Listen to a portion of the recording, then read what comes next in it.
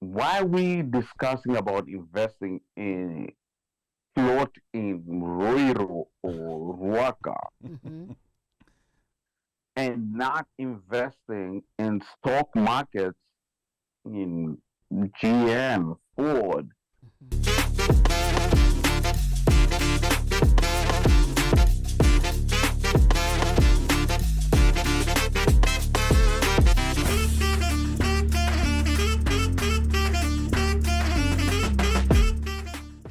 Now, when you're in Kenya, you're meeting all these other diasporans who returned without a soft landing.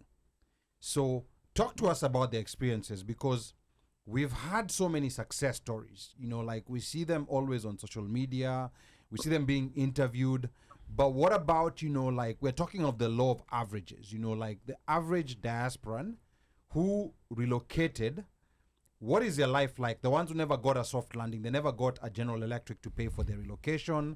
They're not, then they did not get someone to pay fees for their kids. So talk to us about those because I think those are the ones that I think people need to, or rather we need to know about. The middle, not the top 10%, not the bottom 10%, but just the average, the middle 90%. What is their life like? Udi. I don't want to say what their life is like. Mm-hmm. What I always want to advise people is always have a plan before you actually decide if you're moving from Kenya, from Europe, I mean from US, from and moving back home. Always have a plan. It's not gonna be successful. But like it's easy to say that, but I think people need um like just an example of what to expect because have a plan. Everyone has a plan until they get punched in the Mm-hmm. face. So when you talk of And a plan, what exactly is a plan? What exactly does that look like, or what is it that you've seen that has made you feel like I've seen this, like with people who've moved here who are catering for their own expenses. So this is what I would tell someone to avoid when they're coming back to Kenya. Udi. I had a good family support. Mm-hmm. That is one thing. That was an advantage that I had. And then, mm, of course, I had the job Mm-hmm. that I was given. Mm-hmm. So I didn't go there looking for a job. I already had a job. Like, literally, I had an offer. The offer letter was sent to me when I was still in the US. So that was an advantage for me. I think what people have to realize that you have to think of worldwide opportunities. Don't just think that Mm-hmm. you you go back to Kenya because you romanticize the whole Kenyan experience. That you go there and you are hanging every other week. That's all the life. So tell us about the life because now I think Udi, and the reason why I'm pushing you is a lot of people are pushing back. Like there's kind of like a disagreement with what you're saying.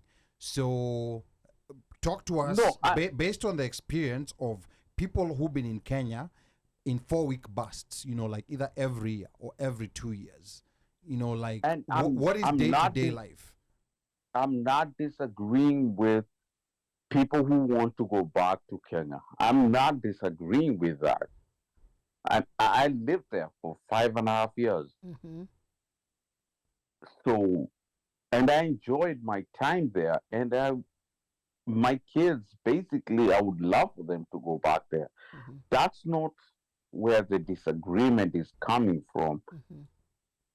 My view, I think Ali is would be coming from why we discussing about investing in float in RUIRU or RUAKA Mhm.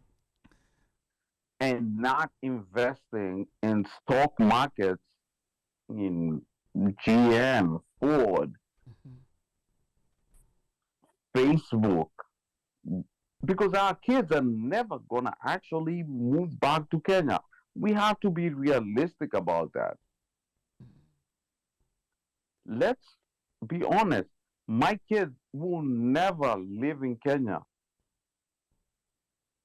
Uh, They'll visit, mhm. but they'll never move to Kenya. My thing is, I like where you are going with this, because I'm so curious to know, like, what made you come back, and slowly by slowly Mm-hmm. you're letting us know. But I somehow I just still want to know, for those 5 years that you lived there, what were the advantages? What were the things that you enjoyed, and then vis-a-vis, what made you, decide, I want to I come back. Yeah, that's a good question. I enjoyed being in Kenya. I enjoyed the fact that you know you can be able to. I don't. You just you have help in terms of like people taking care of the kids, or you just have your friends around you. I enjoyed that. So, but coming back to the U.S. is a different experience. It's more. What do I want for the best for my family? What do I Mm-hmm. want for my kids? Okay, now talking about your kids, because I think this is a central point, especially for people who have families. And I think now you're addressing people who have families and kids, because it's different if you're single. Like if you're single, you can still Yeah, experiment, hack it, Mm-hmm. try to see if you can hack it this side or that side. But then now when a family is coming in, there's a whole different dynamic, especially if your kids started their life out here in the United States, and the United States is the only thing that they know.